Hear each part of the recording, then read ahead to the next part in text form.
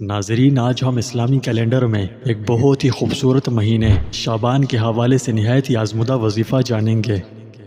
رسول اللہ صلی اللہ علیہ وسلم نے فرمایا کہ شعبان میرا مہینہ ہے اور رمضان اللہ تعالیٰ کا مہینہ ہے۔ جس نے اس کی تعظیم کی اس نے میری تعظیم کی، اور جس نے میری تعظیم کی میں اس کے لیے قیامت کے دن کے لیے ذخیرہ ہو جاؤں گا۔ اس ماہ کا نام شعبان اس لیے رکھا گیا ہے کہ اس ماہ میں رمضان کے لیے بے شمار نیکیاں تقسیم کی جاتی ہیں، اور رمضان نام اس لیے رکھا گیا کہ یہ مہینہ گناہوں کو جلا دیتا ہے، یہ تیاری کا مہینہ ہے۔ رسول اللہ صلی اللہ علیہ وسلم نے فرمایا، شعبان ماہ رجب اور رمضان المبارک کے درمیان ایک مہینہ ہے، لوگ اس کی شان سے غافل ہیں۔ اس میں بندوں کے اعمال اٹھائے جاتے ہیں، اور میں پسند کرتا ہوں کہ میرے اعمال روزے کی حالت میں پیش کیے جائیں۔ ناظرین، شوال المعظم کا مبارک مہینہ بھی اللہ تعالیٰ اور اس کے پیارے محبوب علیہ الصلوۃ والسلام کی اطاعت و فرمانبرداری پر استقامت کے حصول میں بہت اہم کردار ادا کرتا ہے۔ وہ اس طرح کہ جب ہم اس ماہ مقدس میں مختلف فضائل کے حصول کے لیے کثیر عبادت کو اختیار کرتے ہیں تو نفس کو اطاعت خدا اور رسول کی عادت پڑ جاتی ہے، اور پھر یہی عادت ان ایام کے گزر جانے کے بعد بھی کام آتی رہتی ہے۔ لہٰذا ہمیں چاہیے کہ اس مبارک مہینے کی قدر کریں۔ حضرت ابو امامہ باہلی رضی اللہ تعالیٰ عنہ سے مروی ہے کہ نبی کریم صلی اللہ علیہ وسلم نے فرمایا، جو ایماندار ماہ شعبان میں کسی بھی دن روزہ رکھے اس کے لیے جنت کے دروازے کھول دیے جاتے ہیں۔ حضرت ام المومنین عائشہ صدیقہ رضی اللہ تعالیٰ عنہ فرماتی ہیں کہ نبی کریم صلی اللہ علیہ وسلم کو تمام مہینوں میں سب سے زیادہ پیارا مہینہ شعبان تھا۔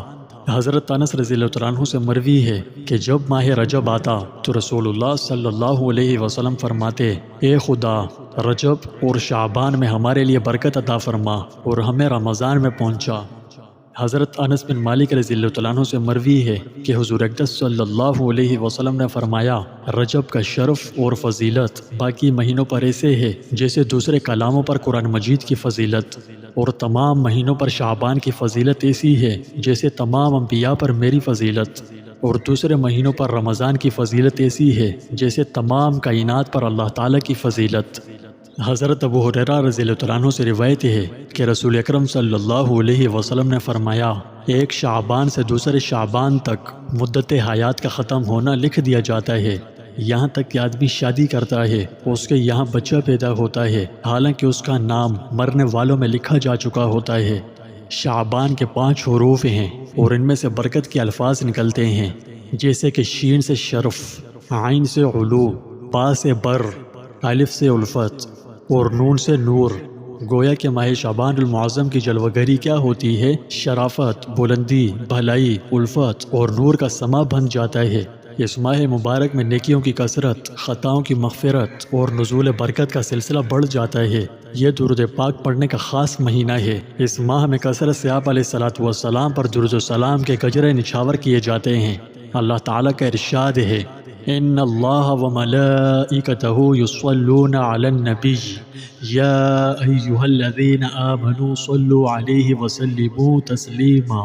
ترجمہ، بے شک اللہ اور اس کے فرشتے رحمت بھیجتے ہیں ان پیغمبر صلی اللہ علیہ وسلم پر، تو اے ایمان والوں تم بھی آپ صلی اللہ علیہ وسلم پر رحمت اور خوب سلام بھیجا کرو۔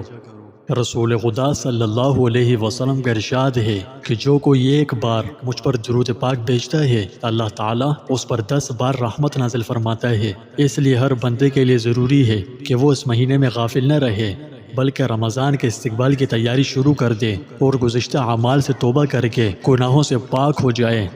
آج آپ نے جانا کہ اس کی کیا شان اور کتنی فضیلت ہے، اس لیے ان 2 مہینوں میں جتنا ہو سکے اپنی جیب کو دیکھتے ہوئے سخاوت دکھائیں، دوسرے مہینوں کی بنسبت شعبان اور رمضان میں خیرات کریں۔ میں یہ نہیں کہتا کہ آپ کے پاس جتنی رقم ہے سب خرچ کر دیں، بلکہ میں تو یہ کہہ رہا ہوں کہ جتنی ممکن ہو سکے اتنی ہی خرچ کیجیے، کیونکہ احسان کا سب سے چھوٹا عمل بھی بڑا گہرا اثر ڈال سکتا ہے۔ لہٰذا ضرورت مندوں کی کھل کر مدد کریں تاکہ وہ بھی رمضان کی تیاریوں میں شریک ہو سکیں اور روزے رکھ سکیں۔ اس سے آپ کو بھی ان کے اعمال کا پورا اجر و ثواب ملے گا، لیکن اس کے ثواب سے کچھ کم نہ ہوگا۔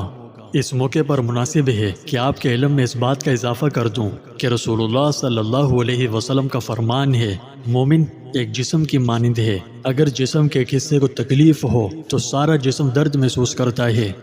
لہٰذا میرے عزیزوں، خیراتی کاموں میں بڑھ چڑھ کر حصہ لیں اور اس کا اجر و ثواب صرف اللہ سے لینے کی نیت رکھیں۔ وہ آپ کو اس عمل کے بدلے میں اتنا نوازے گا کہ آپ سوچ نہیں سکتے۔